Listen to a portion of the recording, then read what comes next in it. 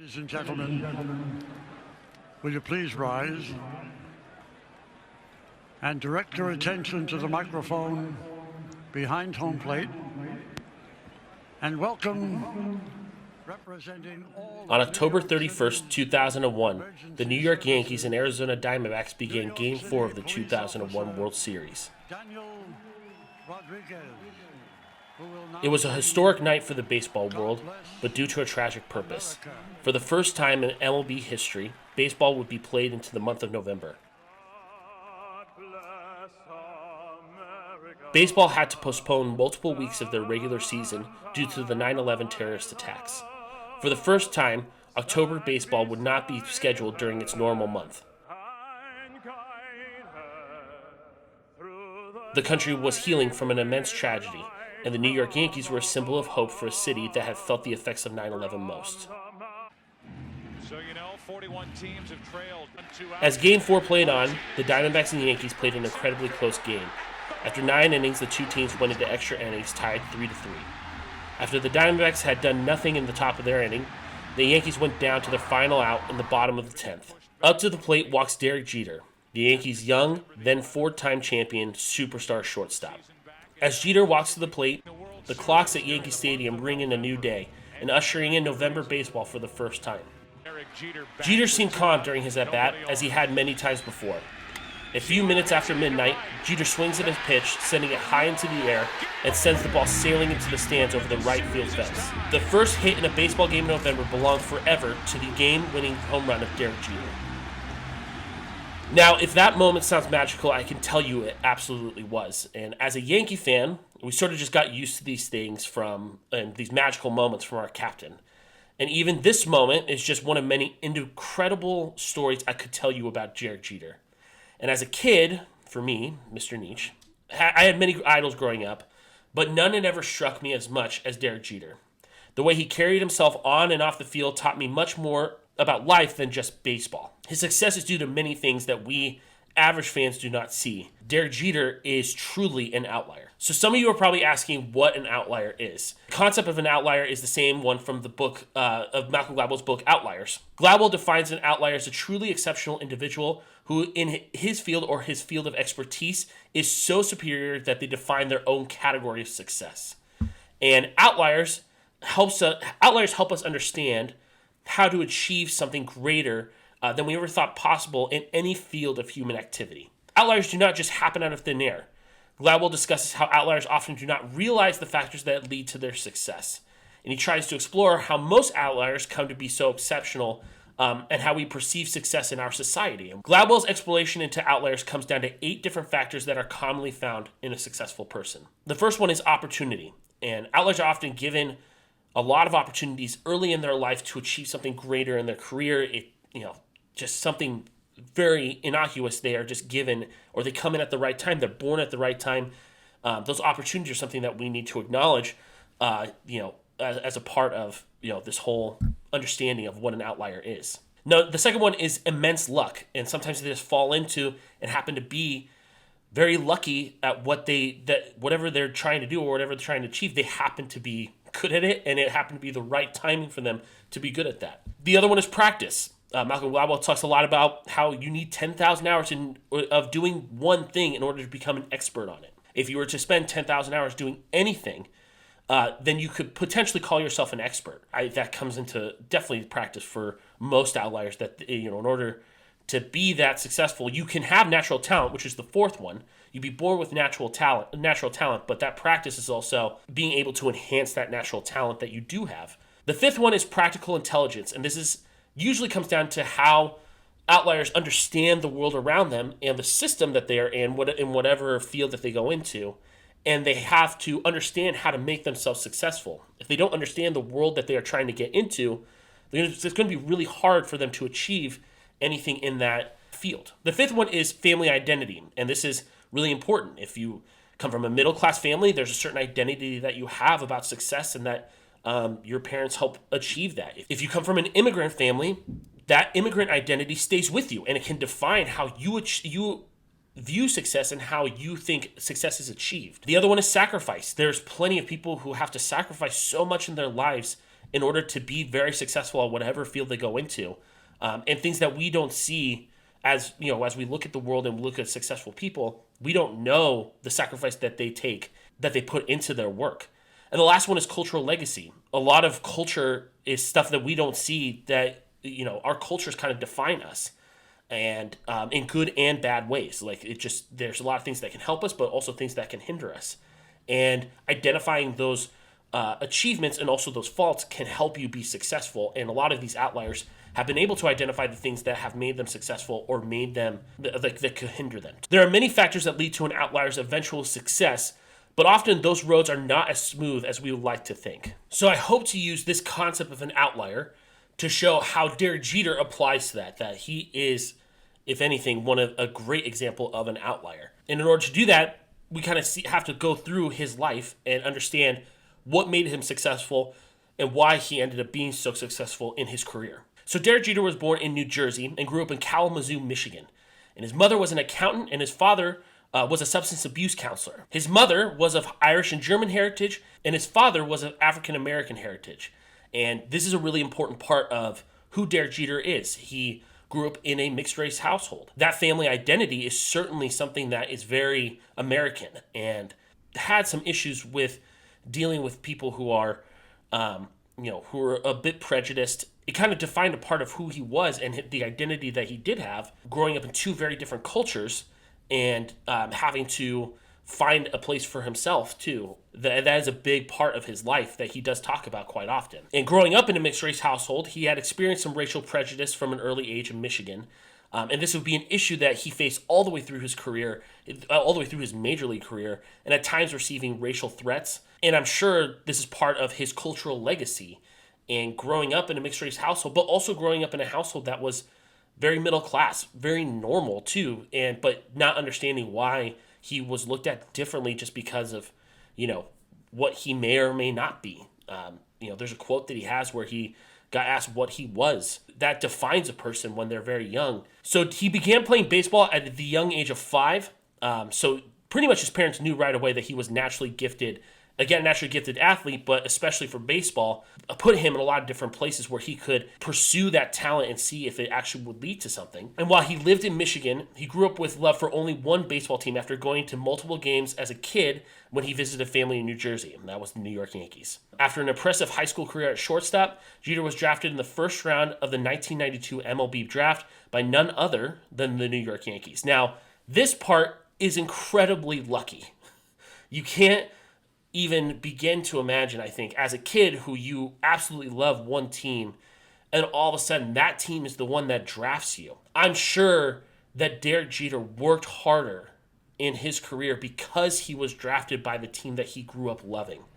And that plays a factor into, I'm sure, his success, because if he was drafted by any other team, I'm sure he's very talented and probably would have had a very good career, but the legendary nature of his of just who he is might not have come through if he had not been so caring and wanted so badly to be a part of his childhood baseball team. And Jeter's rise through the minor leagues is a history of ups and downs. While his hitting was impressive, his defense was absolutely terrible. He committed 21 defensive errors in 58 games, and for anyone who knows nothing about baseball, that's not just terrible, that is potentially career-ending. And Jeter knew he needed to improve this part of his game if he wanted to have any shot at playing for the Yankees. And this is part of his practical intelligence of being an outlier, is that he understood if he wanted to be better, if he wanted to actually be a part of the team that he desired to be a part of, he needed to work at this part of his game, especially for a shortstop, which I'll get into in a second too. Absolutely needed to know and be honest with himself that this is a flaw in me as a person and in my game. I need to work on this and get better at this part. This is what I can control. And that's a big part of being an outlier, is being honest about the limitations that you have as a person and knowing how the system works and being like, okay, I need to actually work at this and be better in order to get to where I want to go and to achieve my goals. And that's exactly what he did. He had incredible practical intelligence. And for anyone who doesn't know, the position of shortstop is one that requires almost an elite level of defensive capabilities. It is an incredibly tough position, and it requires athleticism, quick thought, a strong arm, a good glove, and nearly impeccable timing. I mean, in order to be a shortstop, you have to have all these essentials. Like, you can be a Major League Baseball player who hits really well, and they could put you in the outfield, and you probably would be fine. Like, if you're not that good of a defender, they could probably put you out there. You'd be capable enough. If you have a strong arm, you have a pretty good glove, you probably can survive and be a Major League player. However, if you're a shortstop, it is glaring. It's such a key position of any defensive team in order for them to be successful, and that is that is a problem that Jeter had. Is that he was a great hitter, but didn't have the defensive capabilities yet. So he worked tirelessly to bring up his defensive game to match his offensive one. And while he was still raw in his abilities, the Yankees saw someone who had enough talent and skills to bring up to their major league team. So they brought him up in 1995 to play for the team for a little bit. And they thought that his defense would get better with time and that he had improved enough where he could be a good defensive player or good enough to get by. And this is part of practice, putting in those 10,000 hours that Malcolm Gladwell talked about. And something that's so difficult about baseball is that not only do you need 10,000 hours hitting, doing it, but you also need probably 10,000 hours of playing defense as well. So you need 10,000 hours of just playing multiple different parts of a baseball game. So if you want to be an expert hitter, you probably need 10,000 hours of just straight hitting and being in an at-bat, being in a game, whatever it is. It can't just be that one aspect. You have to have defense as well if you want to be an elite level player. So that practice is so much that you put in. And, I don't have the stats on whether Derek Jeter actually did 10,000 hours, but I can almost guarantee you he got near that or close to that, including his time playing as a kid all the way to high school and even into his major league career probably. Jeter also had a lot of luck because at this time in baseball, the concept of the shortstop position was really changing. So shortstops primarily were defensive-minded players. For the inception of baseball, you usually put the really athletic guy who was a bit shorter, maybe a bit smaller, but that could really be a good defensive player. You put them at shortstop. But this idea was changing. It was no longer just about a position of just, okay, we're just going to put a defensive guy there. Now teams wanted somebody who can actually hit.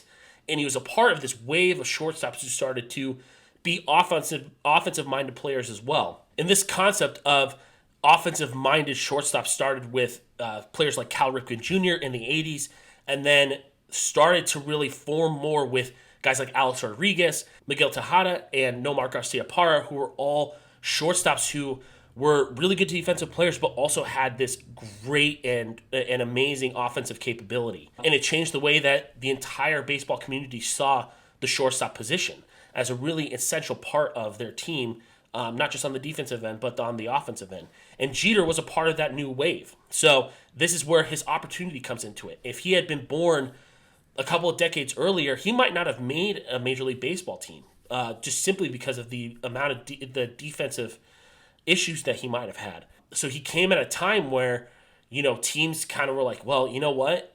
This position is changing. Like, we have to have people who are good offensive players for this position, not just have a person who is just solely a defensive capable player. We need to have somebody who can hit and play defense as well. That opportunity was huge for Derek Jeter in his success because if he was born at just the right time and came into baseball at just the right time, and that is an amazing opportunity to have that not many people would have gotten before then. In 1996, Derek Jeter was made the full-time shortstop of the New York Yankees, and he would go on to win Rookie of the Year that year and lead his team to their first World Series victory in nearly 2 decades. He would become an offensive machine over the course of his career, hitting a .310 lifetime batting average, have 3,465 hits, that is the 6th all-time in Major League Baseball history, and bat solely in just World Series games, bat .321 in all of his career World Series games. He played 2,747 games as a Yankee, the most all-time, and his teams made the playoffs 17 out of the 20 seasons he played in. He played in 7 World Series, winning 5 titles in 1996, 1998, 1999, 2000, and 2009. He had 14 All-Star appearances, 5 Gold Gloves, 5 Silver Sluggers, and won the MVP in the 2000 World Series. His career numbers are absolutely staggering, but for the most influential part of his career might be the things that you would never see on paper. Ask any Yankee fan to name their favorite Derek Jeter moment, and they might just list these as starters. The flip. And they're going to wave him around. The throw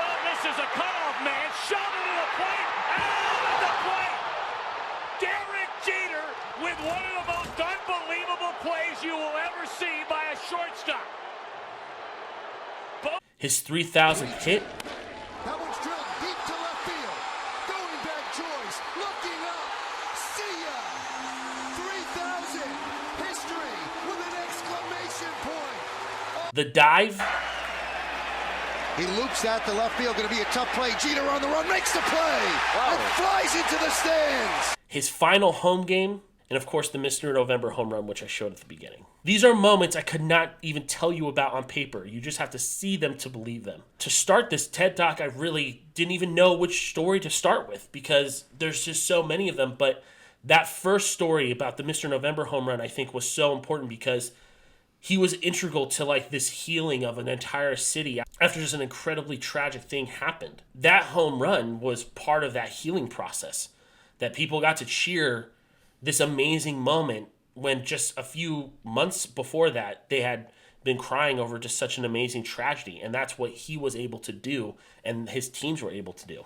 Derek Jeter was a New York Yankee for 2 decades. His work ethic and drive was mirrored in the grit and determination of New York City. He embodied New York. Jeter became a megastar in the sports world. Being a superstar athlete in the biggest city in the U.S. made him a regular sponsor of products. From his commercials, his appearances on Saturday Night Live, and various other related media made him one of the most recognizable faces in sports. Jeter always expressed a desire for life beyond baseball, and while his love life was always the subject of tabloids, it wasn't until the end of his career when he began to think of life when his baseball days were finally over. And this is where I bring up sacrifice, is that he said at multiple times that he didn't want to start having a family until he was done playing baseball. He put so much energy and effort into being a player.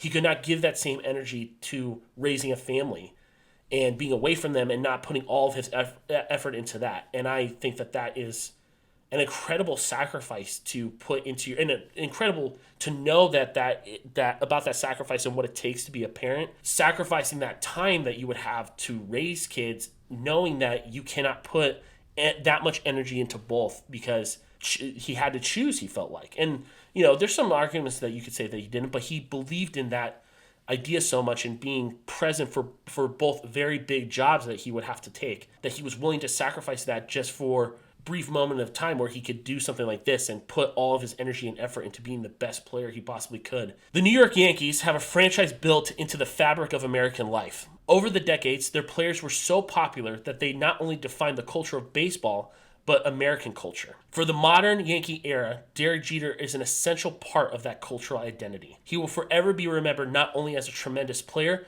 but an exceptional role model for many baseball fans for years to come. Outliers can be this for many people. They show us the path to success and what it takes to get there. The path to success is not as simple as we would like to think. It is about being in the right place at the right time. It is about being intelligent enough to navigate the system around you. It is about taking advantage of the time you are given.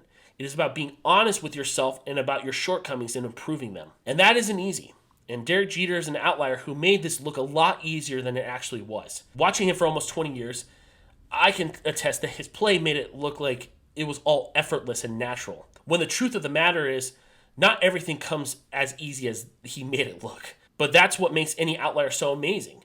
We should celebrate their talent and opportunities that they took advantage of, but we should also strive to make those opportunities more available for everybody. So personally, Derek Jeter has always inspired me. I celebrate his immense talent, but also his humble approach to his craft. He played during a time when baseball was known for cheating and scandals, and somehow Derek Jeter came out without a dent to his reputation. I believe that this is due to his incredible upbringing and the values he holds as a person. After retiring in 2014, he moved on to become an incredibly successful businessman and now owns a portion of the Miami Marlins baseball team. His life tends to be behind the scenes now instead of playing in a stadium of thousands of cheering fans. But I speak for Yankees fans from all over the world that he will always be our captain. In a franchise known for its incredible stars, the highest compliment I can pay Derek Jeter might be his greatest lasting legacy. He will forever be known as the greatest Yankee of all time. Batting for the Yankees, number 2, Derek Jeter. Number 2. Meek deals. Base hit to right field. Here comes Richardson. Here's the throw from Markakis. Richardson is safe. Derek Jeter ends his final game with a walk-off single. Derek Jeter, where fantasy becomes reality. Did you have any doubt?